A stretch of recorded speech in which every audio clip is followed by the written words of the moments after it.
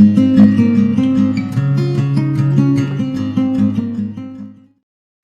mga kamamshis! Today magluluto po tayo ng ginataang hipon with kalabasa and sitaw.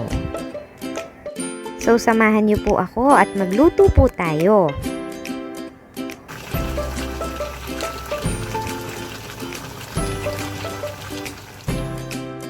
So here are the ingredients that we need in this recipe.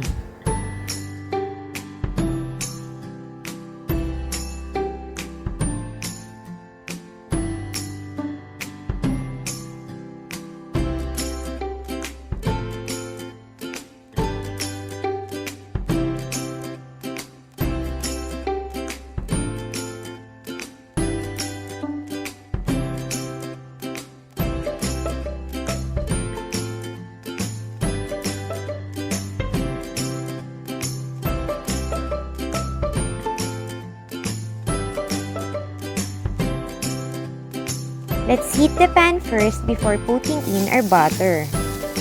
Pabayaan lang po natin siyang mag-melt bago natin ilagay ang ating garlic. So now, igisa na po natin ang ating garlic. Let's wait until it turns to slightly golden brown before we proceed to our onion. Igisa lang po natin ito ng mabuti.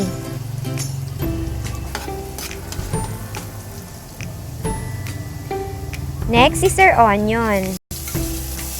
Let's mix it.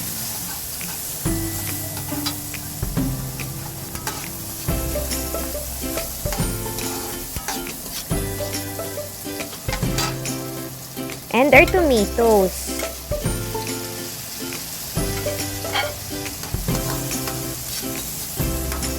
Haluin lang po natin ito.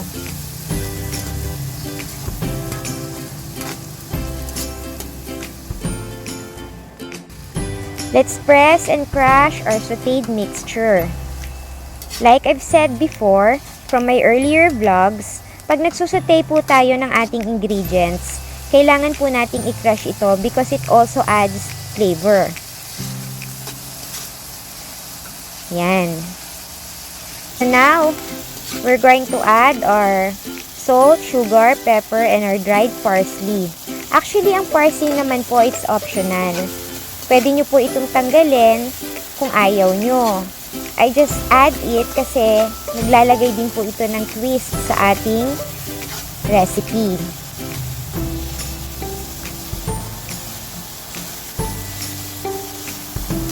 So now, i-add na po natin ang ating kalabasa.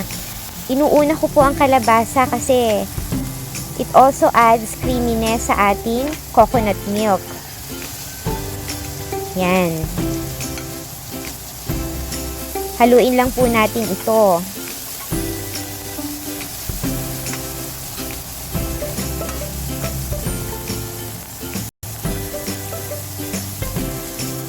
And then, our coconut milk.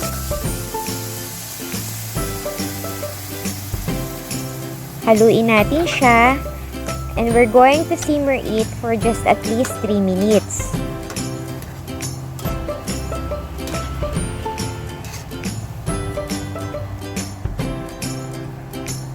Let's add our fish sauce and let it simmer. Lagi lang po natin itong hahaluin from time to time. Upang nang sa ganon, hindi po nag-harden ang gata at the bottom of the pan. Maiiwasan po natin itong masunog.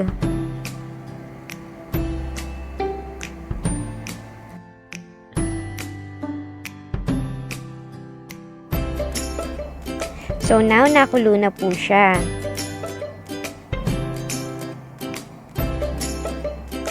Let's mix it. 3 minutes is enough para po lumambot ang ating kalabasa. Saka po natin isunod ang ating sitaw. Huwag po natin siyang i-overcook. Pero usually po sa akin, niluluto ko talagang mabuti si kalabasa and dinudurog ko pa po. Iba-iba naman po kasi tayo ng process. Kung ano po yung suited sa panlasa nyo. Next is our sitaw.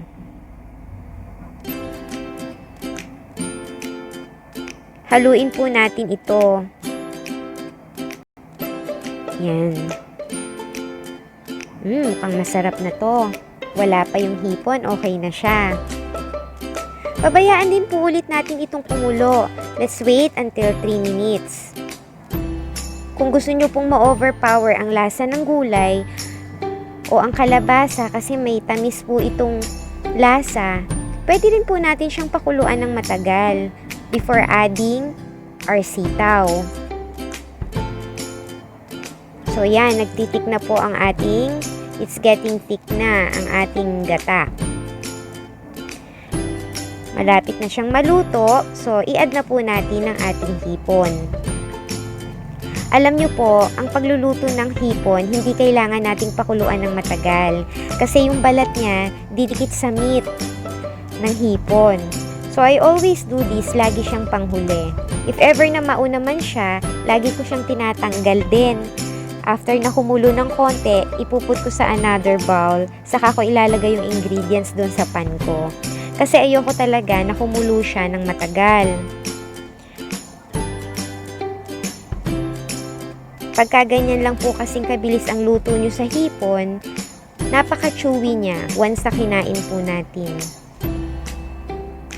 So, hintayin na po natin itong kumulo. Siguro kahit mga 3 minutes din ulit. Hindi mo kailangan patagalin ng matagal. Ako minsan pagka yung orange niya is fully blown na, nakita ko na talagang orange na yung hipon, I usually turn off the heat na right away. Kasi para sa akin it's enough. Kasi maluluto pa naman siya dahil may heat pa ang ating pan.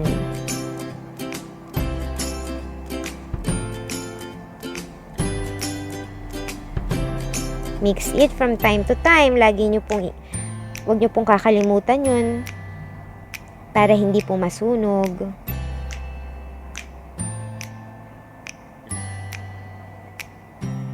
Yan. Malapit na.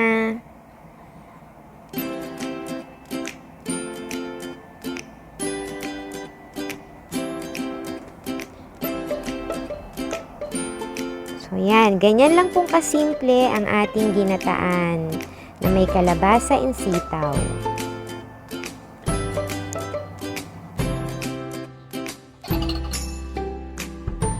So, yan. Luto na po siya. Let's serve it with the rice.